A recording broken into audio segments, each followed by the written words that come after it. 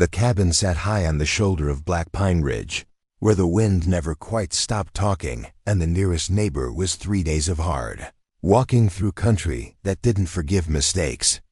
Elias Cade had chosen the place for that very reason. 12 winters had passed since he last spoke a full sentence to another human being. The war had taken his taste for crowds, for orders, for the smell of other men's sweat and fear. He preferred the company of snow, of pine resin, of the slow creak of logs settling under their own weight. Each morning he rose before first light, boiled coffee over coals that never quite died, checked his traps, split what wood he needed, and watched the world stay distant. That particular dawn broke colder than most. The sky wore a thin bruise of gray, and the air tasted of iron. Elias stepped outside with his axe balanced on one shoulder, breath fogging in tight bursts. He noticed the irregularity almost at once, not because he was expecting trouble, but because nothing on his ridge ever changed without permission. A shape hung against the ridgeline of his own roof, dark against the paling sky, swaying just enough to catch the weak light. He froze. For several heartbeats he simply stared, mind refusing the evidence. Then instinct took over. He dropped the axe, crossed the frozen yard in long strides, boots crunching the crust of old snow. Up close the shape resolved into a woman. Blonde hair hung in frozen strands, matted with blood and pine needles. Her wrists were lashed together with rawhide, looped over the ridge beam so her toes barely brushed the shingles. She was alive barely. Shallow breaths puffed white, each one smaller than the last. Elias climbed the porch rail, boots slipping once on ice, and reached her. One arm hooked under her knees, the other around her back. The rawhide was knotted brutally tight. He drew his belt knife and sawed through it. She collapsed against him, limp as wet canvas. Her weight surprised him slighter than she looked from below. He carried her inside without ceremony, kicked the door shut, and laid her on the bare robe nearest the hearth. The fire was already banked high. He fed it fresh splits until flames roared. Then he looked at her properly. Mid-20s maybe. Skin pale almost to translucence, except where bruises bloomed purple along her jaw and throat. Her dress, once pale blue cotton, had been torn at the shoulder and scorched in places. But it was the words that stopped his breath. Burned into the wood of his own cabin door, just below where her feet had dangled, were the letters, Apache Lover. Crude, deep, blackened with char. Someone had taken a hot iron to the planks and pressed until the message smoked. The smell still lingered, burnt pine and something fouler. He turned back to the woman. Her eyelids fluttered. One eye opened, the blue of glacier ice, clouded with pain and confusion. She tried to speak. Only a rasp came out. Elias fetched the tin cup, dipped it in the water bucket, held it to her cracked lips. She drank in tiny, desperate sips, coughing half of it back up. "Don't talk yet," he said, voice rough from disuse. "You're safe. For now." She stared at him as though trying to decide whether he was real. Then her gaze drifted past his shoulder to the door. When she saw the burned words, her whole body jerked. A sound escaped her, not quite a sob, more like something trapped breaking free. Elias pulled a stool close and sat. He waited. Silence had always been his language. He knew how to use it. Minutes passed. The fire snapped. Outside, wind scraped the eaves. Finally she whispered, "They'll come back." Her voice was low, cracked, carrying the flat accent of the eastern settlements rather than the hill country. Elias nodded once. He had already guessed as much. No one drags a woman 20 miles into wilderness just to leave her as decoration. This was a message, and he had become part of it whether he liked it or not. "Who?" he asked. She swallowed. "Men from Willow Bend, the marshal's posse, and others." He waited for more. When nothing came, he stood, crossed to the door, and ran his thumb over the charred letters. The wood was still warm in places. They hadn't been gone long. "Why you?" he said without turning. She didn't answer right away. When she did, the words came slow, like pulling thorns. "Because I loved the wrong man. Because I wouldn't deny it." Because they needed someone to blame when the raid started again. Elias turned. Apache? She nodded, a single sharp motion. His name was Taza. He was kind. He traded with us. Taught me how to find water when the wells went dry. They said I betrayed my own kind. Said I was the reason 3 families lost cattle last month. Said worse things after that. He studied her face. No shame there, only exhaustion and a stubborn spark that hadn't quite gone out. He'd seen that look before, on men who'd walked off battlefields missing pieces of themselves, yet still refused to lie down. They strung you up to make an example, he said. They strung me up to make the Apaches angry. They wanted war, real war, not just raids. They thought if they marked me like that, if they left me where someone would find me, the tribes would come down and give them the fight they've been itching for. Then the army would have reason to move in force. Elias felt something cold coil in his gut. He'd seen enough of war to know how men manufactured excuses for it. A burned woman with the wrong words on her skin was as good an excuse as any. You were supposed to be dead, he said. I was supposed to freeze, or bleed out, or both. They didn't count on me still breathing when you found me. He crouched beside her again. How long were you up there?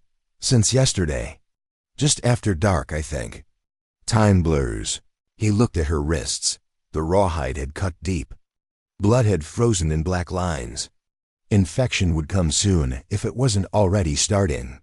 He stood, went to the shelf where he kept his few medicines, bear grease, willow bark, strips of clean linen, and began preparing a poultice. She watched him work in silence for a while. Then, why are you helping me? Most men would cut me down and ride to town for the reward. Or leave me hanging so they wouldn't be blamed. Elias didn't look up from grinding the bark. I don't ride to town. And I don't like being told who to hate. She gave a small, broken laugh that turned into a cough. You're a strange one. Been called worse. He worked in quiet rhythm, cleaning the cuts, smearing grease mixed with willow paste over the burns and rope marks, wrapping her wrists loosely so circulation wouldn't die. She winced but didn't complain. When he finished, he pulled a second robe over her and added more wood to the fire. You need rest, he said. And food when you can keep it down. I'll keep watch. She looked at him a long moment. They'll come here, sooner than later. They know this ridge. They'll see the smoke. Let them. You don't understand. They're not just drunks or cowhands. The one leading them, Harrington, he's got papers from the territorial governor. He calls it pacification. He wants blood. Apache blood, settler blood. Doesn't matter as long as it keeps the fear alive and the contracts coming. Elias met her eyes. I've met men like him before. Then you know they don't stop. Neither do I. Something shifted in her expression, surprise, maybe gratitude, maybe just the shock of finding someone who didn't flinch at the word Apache. She closed her eyes. Within minutes, her breathing evened into the shallow rhythm of exhausted sleep. Elias sat by the window, rifle across his knees. Outside, the day had fully arrived, cold and bright. Tracks in the snow below the porch told part of the story. 3 horses, maybe 4, coming and going. They'd ridden up bold as daylight, done their work, ridden out again, arrogant or desperate. He thought about the burned words on his door. Thought about what they meant to different people. To the settlers in Willow Bend, proof of treason. To the Apaches, if word reached them, proof of settler cruelty. To the woman sleeping on his floor, a brand she would carry long after the skin healed. To him, a line drawn in char across the only piece he'd managed to carve out of the world. He didn't know her name yet. Didn't know if she'd live through the night. Didn't know how many men would ride up the ridge before sundown. But he knew one thing clear as the winter sky. The solitude he'd guarded so carefully was over. The fire hissed. The wind carried the faint sound of crows circling lower down the slope. Elias waited. The smoke had barely cleared from the cabin's chimney when the ridge went unnaturally still. Elias felt the change in his bones before he heard it. The small sounds of the mountain squirrels, wing through needles, distant raven calls had all fallen silent. He stood at the window slit, Henry rifle resting on the sill, watching the trees downslope. Lydia sat on the cot behind him, the borrowed shotgun across her lap, her bandaged wrists pale against the dark metal. 4 riders appeared at the edge of the clearing, moving deliberately, not rushing. Silas Harrington rode in front, long duster flapping, face set like chipped granite. The other 3 fanned out too with repeating rifles, one carrying a coil of rope looped over his saddle horn. They had come prepared for theater. Harrington reined up 30 yards from the porch and raised an open hand. "Cade," his voice rolled across the frozen yard. "We know she's in there. We know she's breathing. Send her out and this ends clean. You keep your solitude. Nobody needs more graves today." Elias didn't answer. He tracked the muzzle of his rifle across each man in turn, calculating angles, wind, distance. Lydia shifted behind him. "They'll burn it if you don't," she whispered.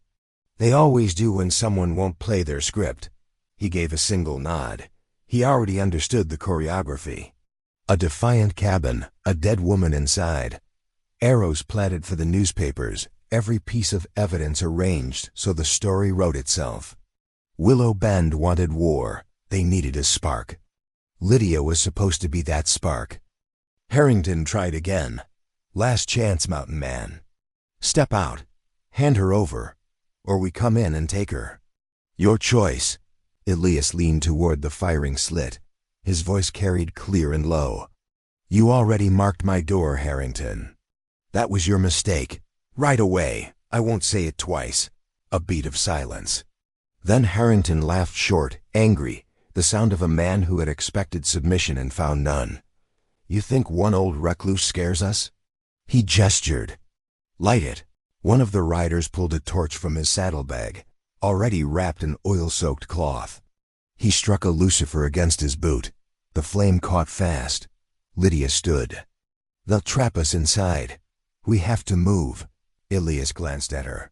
She was pale, swaying slightly, but her grip on the shotgun was steady. "Back door," he said. "There's a game trail behind the woodpile. Steep, but it drops into the draw. If we reach the pines, they'll never find us before dark." She nodded once. He kicked the front door open, stepped onto the porch, and fired a single round over Harrington's head. The bullet clipped a branch. Needles rained down. The torch-bearing rider flinched and dropped the flame into the snow. "Next one's in your chest," Elias called. "Go home." Harrington's face darkened. "Take him." The 3 riders spurred forward. Elias dropped the first with a clean shot through the breastbone. Before the man cleared 10 yards, the second veered left, firing wildly. Bullets punched into the logs beside Elias's shoulder. He worked the lever, aimed low, and broke the horse's near foreleg. Animal and rider went down in a screaming tangle. The 3rd man tried to circle right. Lydia stepped into the doorway, raised the shotgun, and fired both barrels. The charge caught the rider in the ribs at 20 feet. He pitched backward, boots still in the stirrups, horse bolting downslope dragging him.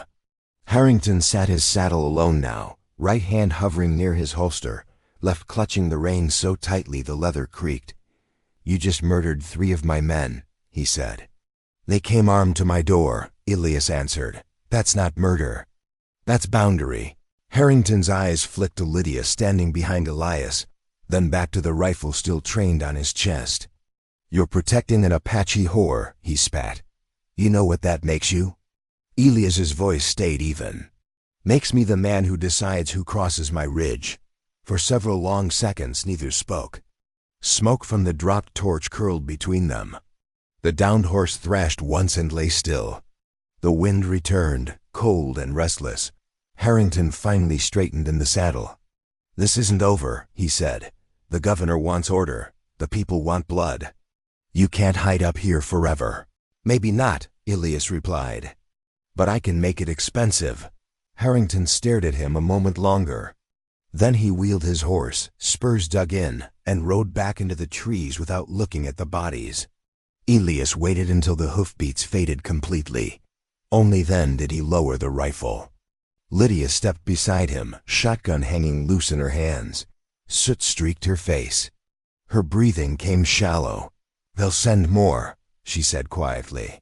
"Maybe, but not tonight, and not tomorrow." He turned to her. "You're hurt, you're cold, you're alive.